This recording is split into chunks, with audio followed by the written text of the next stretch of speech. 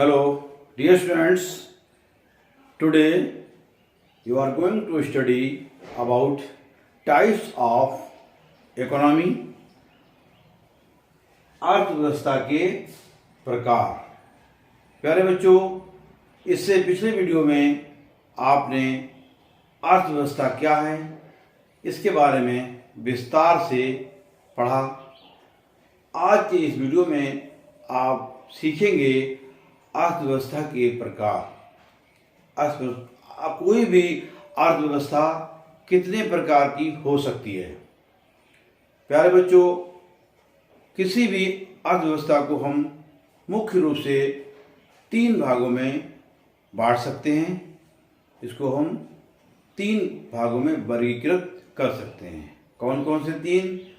पहला, केंद्रीकृत अथवा योजनाबद्ध अर्थव्यवस्था। दूसरा, बाजार अर्थव्यवस्था। तीसरा, विस्तृत अर्थव्यवस्था। तो पहली है केंद्रीकृत।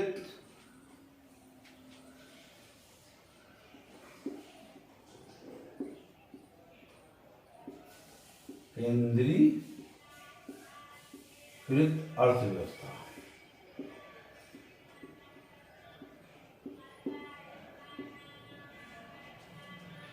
Centralised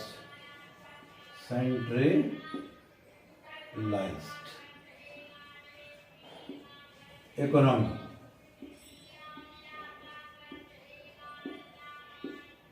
centralised economy. दूसरी, मार्केट बाजार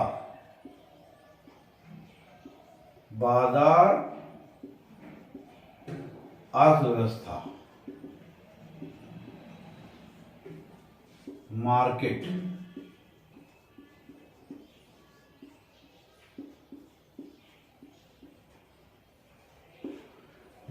इकोनॉमी। और तीसरा है मिश्रित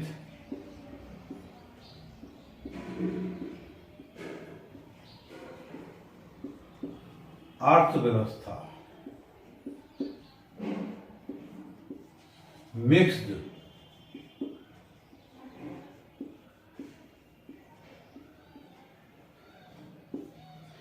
तो हम किसी अर्थव्यवस्था को मुख्य रूप से 3 भागों में बांटकर इसकी हम स्टडी कर सकते हैं। तो सबसे पहला है केंद्रीकृत अर्थव्यवस्था। प्यारे बच्चों, इस अर्थव्यवस्था के अंतर्गत अर्थव्यवस्था के सभी महत्वपूर्ण कार्यों जैसे उत्पादन, विनिमय, उपभोग आदि की योजना सरकार या एक केंद्रीकृत संस्था द्वारा बनाई जाती है। यानी कि कोई भी केंद्रीकृत अर्थव्यवस्था है, उसमें सरकार या कोई भी केंद्रीकृत सेंट्रलाइज्ड जो प्लेटफॉर्म है वो कोई योजना बनाती है। केंद्रीकृत संस्था द्वारा कोई भी योजना बनाई जाती है। सरकार अथवा केंद्रीय सत्ता संसाधनों के ऐसे प्रयोग को सुनिश्चित करने का प्रयास करती है जो पूरे समाज के हित में हो। उदाहरण के लिए, यदि शिक्षा हेतु विद्यालय की कमी पाई जाती है तो सरकार निजी स्तर पर इसकी स्थापना के लिए लोगों को प्रेरित कर सकती है अथवा खुद ही विद्यालय खोलने का निर्णय ले सकती है। आज के युग में ये सामान्यतः ऐसी अर्थव्यवस्थाएं नहीं पाई जाती हैं। चीन इसका एक उदाहरण है। यानी कि इस अर्थव्यवस्था के अंतर्गत जो है, अगर हमें विद्यालय खोलने की आवश्यकता है तो सरकार जो है या तो लोगों को प्रेरित करती है विद्यालय खोलने के लिए निजी तौर पर, या खुद ही ये निर्णय ले सकती है, खुद विद्यालय खोल सकती है। तो सामान्यतः ऐसी अर्थव्यवस्था जो है वो नहीं पाई जाती हैं। उसके बाद आता है नंबर 2, बाजार अर्थव्यवस्था, मार्केट इकोनॉमी। ये क्या है? मार्केट इकोनॉमी के अंतर्गत इस अर्थव्यवस्था में उपभोक्ता अपनी पसंद के अनुसार माल खरीदने के लिए स्वतंत्र होते हैं। यानी जो बाजार अर्थव्यवस्था है, इसमें उपभोक्ता जो है अपनी पसंद के अनुसार जो है माल खरीदने के लिए स्वतंत्र होते हैं। इस अर्थव्यवस्था में सभी आर्थिक क्रियाओं का निर्धारण बाजार की स्थितियों के अनुसार होता है। बाजार अर्थव्यवस्था में प्रत्येक वस्तु एवं सेवा की एक तय कीमत होती है एवं क्रेताओं और विक्रेताओं द्वारा वस्तुओं का विनिमय इसी कीमत पर होता है। यानी इसकी एक तय कीमत होती है कि इस आधार पर ही कीमतें तय होगी। कीमत का निर्धारण मांग और पूर्ति के पारस्परिक अंतर संयोजन द्वारा होता है। यानी जैसी मांग होगी और उसकी सप्लाई होगी, इसके आधार पर जो है कीमतें तय की जाएंगी। यदि किसी वस्तु की मांग उसकी पूर्ति के सापेक्ष अधिक होती है तो ऐसी स्थिति में उस वस्तु की कीमत भी अधिक होती है। अगर उसकी मांग अधिक होगी तो उसकी मांग जो है जब अधिक होगी उसकी कीमतें बढ़ जाएंगी, कीमत भी अधिक होगी। ऐसी अर्थव्यवस्था में सरकार आर्थिक क्रियाकलापों में हस्तक्षेप नहीं करती है।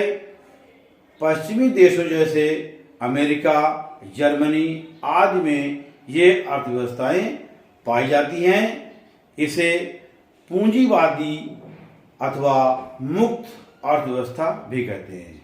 पूंजीवादी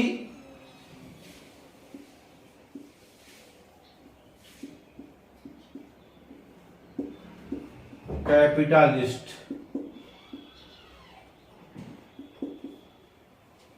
और मुक्त अर्थव्यवस्था फ्री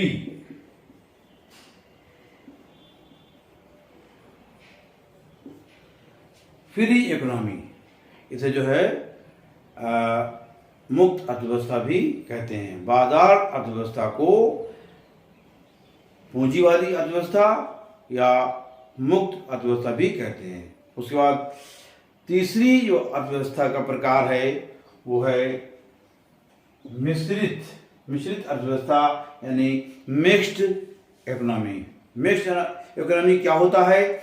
इसमें दोनों चीजें शामिल हैं, यानी कि केंद्रीकृत और बाजार अर्थव्यवस्था।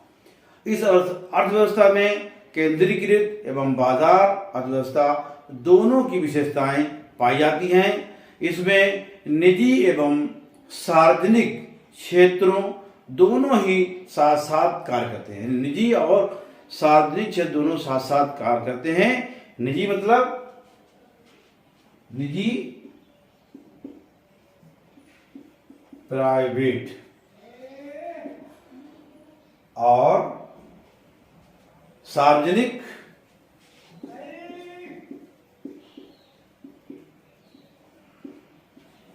पब्लिक, कि ये दोनों एक साथ साथ कार्य करते हैं। सामान्य उपभोग की वस्तुएं निजी क्षेत्र के अंतर्गत उत्पादित की जाती हैं एवं इन वस्तुओं की कीमत का निर्धारण बाजार की ताकतों द्वारा किया जाता है। यानी कि जो बाजार की शक्तियां हैं वो कीमतें तय करती हैं कि कीमतें क्या होना चाहिए।